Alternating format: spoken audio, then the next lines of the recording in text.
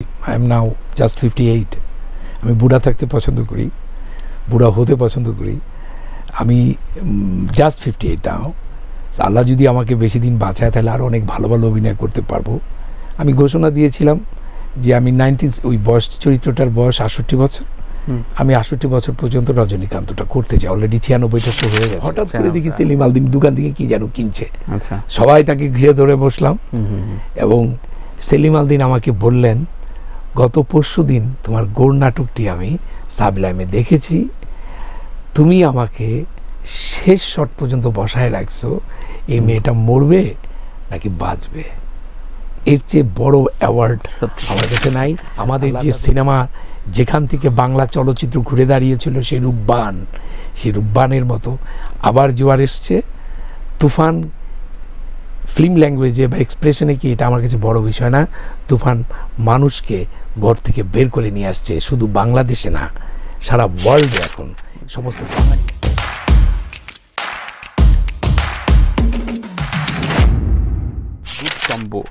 শেষ দুটো প্রশ্ন দিয়ে আজকে শেষ করি। সেটা হচ্ছে, আপনার এই অভিনয় জীবনে, আপনার এই ডিরেক্টর হিসেবে ক্যারিয়ারে সবচেয়ে বেশি প্রশংসা আপনি, মানে যেটা আপনি বারবার মনে পড়ে যে এইভাবে আপনাকে প্রেজ করেছে জীবনে, এটা কি করেছে? কি থাকে না যে আমি এটা একটা পারফরমেন্সের কথা বলি। 1996 আচ্ছা, নানা রঙের দিন নামে একটি নাটক আছে আমার। এটা আমি অভিনয় করি, এখনও আমি করি। আমি ঘোষণা দিয়েছি আই এম নাও জাস্ট 58।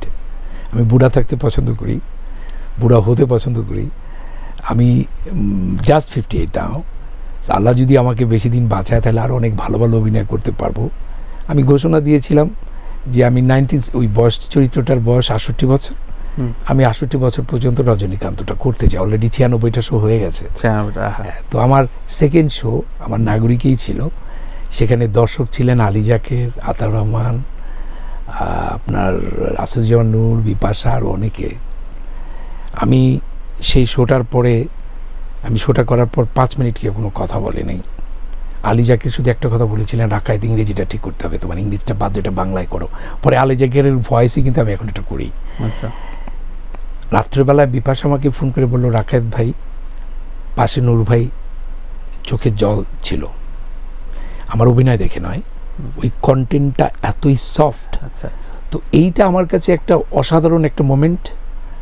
আর যদি আমি আরও সিনেমার কথা বলি, বা যেটা আমার সবচাইতে আমাকে খুব ইয়ে করে আর কি, মানে আমার, মানে আমি 3টা মাধ্যমেই বলি, টেলিভিশন, থিয়েটার অ্যান্ড ইয়ে। টেলিভিশন আমার যে প্রথম পারফরমেন্স, যেটাতে আমাকে ব্রেক দিয়েছিলেন খম হারুন, আচ্ছা, সঙ্গীত পদযাত্রা।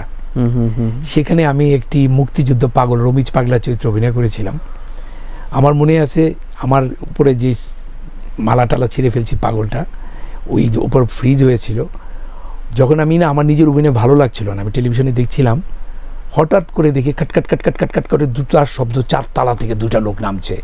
নামার পরই দরজা ঠাম ধাম ধাম ধাম করে ধাক্কাচ্ছে। দরজা খুলে দেখি দাঁড়িয়ে আছে চয়নিকা চৌধুরী, অরুণ চৌধুরী। যখন দাঁড়িয়ে বলছে, রাকায়েত ভাই অসাধারণ, হোয়াট ইউ হ্যাভ ডান। আমি না এই মোমেন্টটা বলতে পারি না। আর আরেকটা বইটিও তো নামও দিয়েছে সঙ্গীত পদযাত্রা। আর আরেকটা জায়গায় আমার কাছে, যেটা যদি আমি থিয়েটার বললাম, ফিল্ম, আমি গোর এই সিনেমাটা করার আগে এটা একটা নাটক ছিল। আচ্ছা, নাটকটি যেদিন অন এয়ার হলো 98-এ, আমার TNT ফোন ছিল তখন, মাত্র মোবাইল আসছে। আমারও মোবাইল ছিল, একটা বড় হাম্বল দিস্তা টাইপের মোবাইল ছিল না। তো প্রথম কলটা আসলো TNT-তে, আমার টিচার, আমার গুরু সৈয়দ মহিদুল ইসলাম। উনি বললেন যে তোমার চোখের কাজ, অভিনয় ভালো লেগেছে। আর কি লাগে, টিচাররা বলে না ছাত্রদের সাথে, যদি ছাত্র নষ্ট হয়ে যায়। পরে আরেকটা জিনিস আমার ভালো লেগেছে, সেটা হচ্ছে যে আমরা মোস্তফা মনোয়ার স্যারের নাট্যকার সংঘ থেকে দেখাচ্ছি, রক্তকরবী দেখাচ্ছি, গোলাম মোস্তফা আসছেন। মানে মোস্তফা ভাইয়ের ছেলে সুমিত আমার ক্লাসমেট, নটরডেমের, একসাথে পড়েছি। সুবর্ণা পাতা আমার আপন বড় বোনের চোখ আছে। তো ওই সুমিত জানে, মোস্তফা ভাই জানে আমি সুমিতের একসাথে ক্লাস করেছি, কিন্তু আমার সাথে আমার একটা অন্তরায় নামে একটা প্রোডাকশনে উনি কাজ করেছিলেন, আমি ডিরেকশন দিই না, মিশুক মনার বাদর রহমান আমার প্রডিউসার ছিল চারুনিরাম। উনি আসার পরে আমাকে দূর থেকে ডাকলেন, এসে বলেন যে তোমাকে খুশি করার জন্য বলছি না, গড়ে তুমি অনেক ভালো অভিনয় করেছো। কিসের অ্যাওয়ার্ড, জাতীয় পুরস্কার। আরেকটি অ্যাওয়ার্ডের কথা বলি, সেটা হচ্ছে যে সেলিম আলদির, তখন সাবলাইমে উনি আসেন, মাসুম রেজাদের ওখানে বসেন, তো গোড় উনি পরে দেখেছেন। তো আমরা সালাউদ্দিন লাবলু ডিরেকশনে ওখানে আমি আরেকটি চরিত্র অভিনয় করতে যাচ্ছি, মাসুম রেজার স্ক্রিপ্ট, ওটার নাম ছিল আদুলি। তো আমরা কুষ্টিয়া যাচ্ছি গাড়িতে করে, জাহাঙ্গীরনগর ইউনিভার্সিটির ওখানে আমরা একটু ব্রেক দিছি, সবাই নামছি, হঠাৎ করে দেখি সেলিম আলদিন দোকান থেকে কি যেন কিনছে, সবাই তাকে ঘিরে ধরে বসলাম, এবং সেলিম আলদিন আমাকে বললেন, গত পরশুদিন তোমার গোড় নাটকটি আমি সাবলাইমে দেখেছি, তুমি আমাকে শেষ শট পর্যন্ত বসায় রাখছো, এই মেয়েটা মরবে নাকি বাঁচবে, এর চেয়ে বড় অ্যাওয়ার্ড আমার কাছে নাই। আল্লাহ তাদেরকে ব্যস্ত নসিব করুক এই মানুষগুলোকে, বাংলাদেশ চলচ্চিত্রের দেশ হোক, এবং আমি মনে করি এই হতভাগা বাঙালিরা যেন চলচ্চিত্রের যে বিনোদনটা পায়, সরকার যেন, আমরা যেন সেই বিনোদনটা কেড়ে না নেই, এবং আসলেই এক একটা সিনেমা হল একটা মানসিক স্বাস্থ্য কেন্দ্র। এই মানসিক স্বাস্থ্যটাকে বেস্ট করার জন্য সিনেমা দরকার, কারণ সাইকোলজিস্টরা বলছে হ্যাপিনেসের দুইটা ইম্পর্টেন্ট ফ্যাক্টর, একটা ট্রাভেলিং আর একটা গো টু থিয়েটার। সো আপনি দেখবেন আমি আবার এই অনুষ্ঠানের মাধ্যমে বাংলাদেশের প্রত্যেকটা বাবা মাকে বলছি, আপনি যদি সিনেমা হলে নাও যান, প্রতি সপ্তাহে বাচ্চা কাচ্চাদের নিয়ে একসাথে আনডিস্টার্ব, কোনো ডিস্টার্ব ছাড়া এক নাগারে সিনেমাটা দেখেন, দেখবেন দ্বিতীয় দিন আপনার বাবুটি আপনার পুট করে আপনার কপালে একটা কিস দিয়ে দিয়েছে, অথবা আপনাকে অনেক বেশি জড়িয়ে ধরেছে। এইটা সিনেমা ছাড়া সম্ভব না। জয় হোক সিনেমার। আমি সিনেমার মানুষ না, আমি একজন সংস্কৃতির মানুষ। আমি সবসময় বলি, সংস্কৃতি একটা প্রোডাক্টের নাম হতে পারে না, পণ্যের নাম হতে পারে না, কিন্তু তাই বলে আমরা সংস্কৃতিকে আটকাতে চাই না। সংস্কৃতি না নিজের গতিতে চলবে, সময়ের সাথে সাথে পাল্টাবে, কিন্তু আমরা যেন এই সংস্কৃতিটাকে ধ্বংস না করি। আমাদের যে সিনেমা, যেখান থেকে বাংলা চলচ্চিত্র ঘুরে দাঁড়িয়েছিল, সেই রূপবানের মতো আবার জোয়ার এসছে। তুফান ফিল্ম ল্যাঙ্গুয়েজে বা এক্সপ্রেশনে কি, এটা আমার কাছে বড় বিষয় না। তুফান মানুষকে ঘর থেকে বের করে নিয়ে আসছে, শুধু বাংলাদেশে না, সারা ওয়ার্ল্ডে এখন সমস্ত বাঙালি আছে, এবং যারা আজকে সিনেমা বানাতে আসবে তাদের আমি বলছি, এই 10 কোটি 17 কোটি বাঙালি চিন্তা না করে সারা পৃথিবীর বাঙালিদের নিয়ে চিন্তা করুন। এবং আবারও বলছি, ইন্ডিয়া যে যাই বলুক না কেন, ইন্ডিয়া আমার ফ্রেন্ড, আমার চারিদিকেও আছে, ওকে আমি বিরক্ত করতে চাই না। আবার ফ্রেন্ড হয়ে যেন সে আমার থেকে বেশি কিছু নিয়ে নাও দেয়। এই দুই বন্ধুত্বে একসাথে যদি কিছু কাজ করা যায়, তাহলে তুফান কেন, আরো অনেক ভালো ভালো ছবি করা যাবে। যেটা বঙ্গবন্ধুর মতো একটা চমৎকার ছবি হয়েছে, মুজিবের মতো একটা ছবি হয়েছে। সিনেমার জয় হোক।